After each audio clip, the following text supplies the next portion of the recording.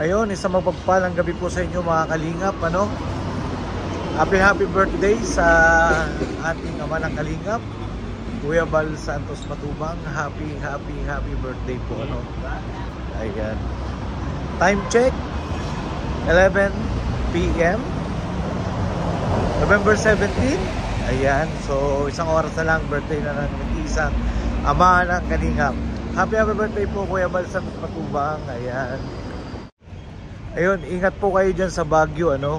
Ayan, at sa Baguio po ay nagkaroon ng bagyo. Ayan po. Ayan, ano tayo na live ni Kalingap Rob. So, ayun po, once again, Kuya Bal, happy birthday po. Enjoy your birthday tomorrow. Ayan, today is November 17, 11 p.m. po dito sa Hong Kong, same time in the Philippines. Ingat po kayo dyan, buong Team Kalingap. Dyan po sa Baguio, enjoy your vacation and of course, enjoy your day. Ayun, at mega love shoutout po sa lahat ng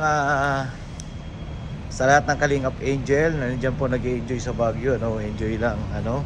And of course, sa lahat po ng K-Boys, sa lahat ng Kalingap staff. Ayan, sina Kuya Jens, sina Kuya Nel, K-Boys, si Sarak, si Kuya David, Ian. Ayan, mega love shoutout. And of course, sa lahat ng mga Kalingap partners na pumunta po dyan sa Baguio. Of course, reactors, sa mga mabot. Of course, sa lahat po ng Kalingap netizen dyan po sa Baguio. Ngayon, at congratulations mo pala sa meet and greet na ginanap dyan sa Baguio kanina, ano? Kahit po sabihin natin medyo, ayan, andyan si Pipito. Ayan, maraming salamat po, ano?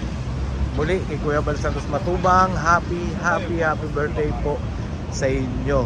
Ayan, shout out, mega love shout out kay Jack, kay Ate Edna Vlogs, at sa lahat po Kalingap Rob. Ayan, Sarak TV.